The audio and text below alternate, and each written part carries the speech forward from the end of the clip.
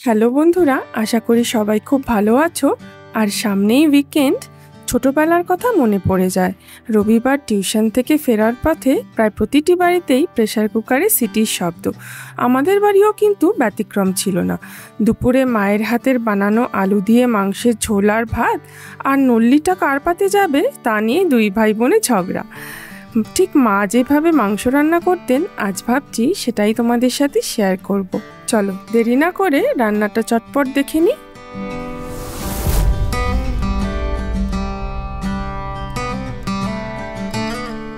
এখানে 1 কেজি মাংস ধুয়ে রাখা আছে, আর এখানে পরিমাণ মতো নুন আর 1 চামচ মতো হলুদ গুঁড়ো দিয়ে খুব ভালো করে মাংসটা মেখে ম্যারিনেট করে রাখতে হবে।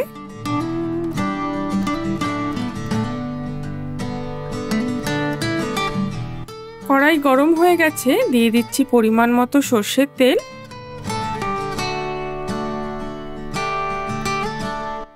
আর আলুগুলোকে নুন আর হলুদ দিয়ে মেখে এবার আস্তে করে ভেজে নেব।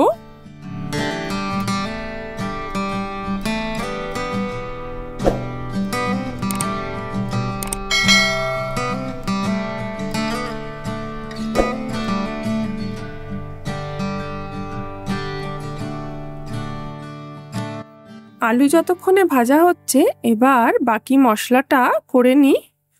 বাটা মশলার জন্য 3 চা চামচ মতো আস্ত ধনে, 2 চা চামচ আস্ত জিরে আর 4 থেকে 5টা শুকনো লঙ্কা বীজ ছাড়িয়ে গরম জলে ভিজিয়ে রাখা ছিল, সেটাকে বেটে নেব। এতে দিচ্ছি একটা মাঝারি সাইজের পেঁয়াজ কুচি, 7 থেকে 8টা বড় সাইজের রসুন, 1 ইঞ্চি মতো আদা কুচিয়ে কাটা, 2টো মাঝারি সাইজের টমেটো কুচোনো। পুরোটাকে মিক্সিতে খুব ভালো করে বেটে নেব। বাটা মশলাটা একটা আলাদা করে পাত্রে ঢেলে নিচ্ছি। আর এবার এই বাটা মশলাটা দিয়ে মাংসটা খুব ভালো করে মেখে নিতে হবে। দিয়ে দিচ্ছি সর্ষের তেল আর হাফ কাপ মতো দই। পুরোটাই খুব ভালো করে মেখে নিচ্ছি মাংসের গায়ে।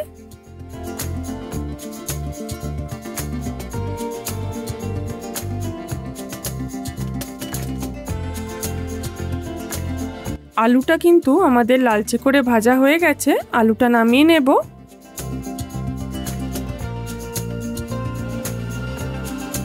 এরপর কড়াইয়ের তেলটাতেই আমি 1 চামচ মতো ঘি মিশিয়ে দিচ্ছি। ফোড়নের জন্য দিয়ে দিচ্ছি একটু তেজপাতা, একটা শুকনো লঙ্কা আর সামান্য একটু গোলমরিচ। দিচ্ছি সামান্য আস্ত গরম মশলা, দারচিনি, 2টো এলাচ আর 2-3টে লবঙ্গ।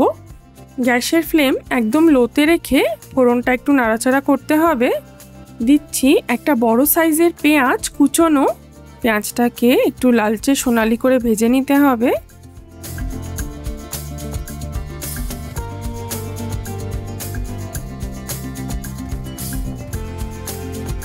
পেঁয়াজে একটা হালকা সোনালি কালার চলে এসছে। এবার ম্যারিনেট করে রাখা মাংসটা আমরা দিয়ে দিচ্ছি।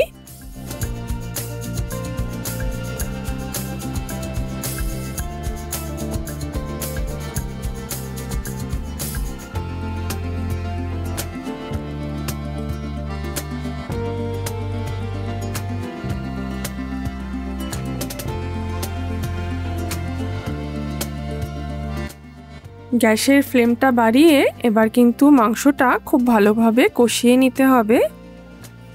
মাকে দেখেছি সবসময় গুঁড়ো মশলার বদলে ধনে আর জিরেটা বেটে দিতেন। মাংসটা কষানোর সময় দিয়ে দিচ্ছি সামান্য পরিমাণ চিনি।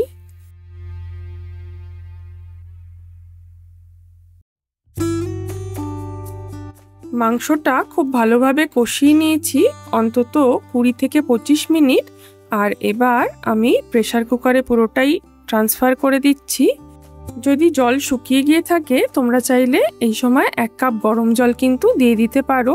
আর এবার প্রেসার কুকারে সিটি দিয়ে মাংসটা সেদ্ধ করে নেব।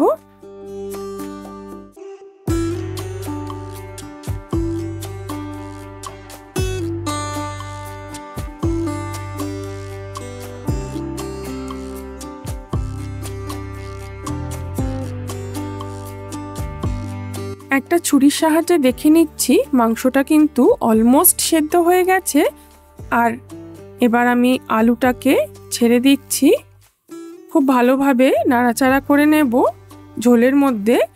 আর এবার বেটে রাখা গরম মশলাটা দিয়ে দিলাম। এবার কিন্তু একটা সিটি দিলেই মাংসের আলুটা সেদ্ধ হয়ে যাবে। রবিবারে বাটা মশলা দিয়ে গরম গরম মাটনের ঝোল কিন্তু আমাদের রেডি। গরম ভাতের পাশে মাংসের ঝোল আর একটু স্যালাড, ব্যাস আর কি চাই। রান্নাটা ভালো লাগলে কিন্তু অবশ্যই লাইক, শেয়ার আর সাবস্ক্রাইব করতে ভুলো না। আর ততক্ষণে দেখতে থাকো 5 স্পাইস স্টোরিজ।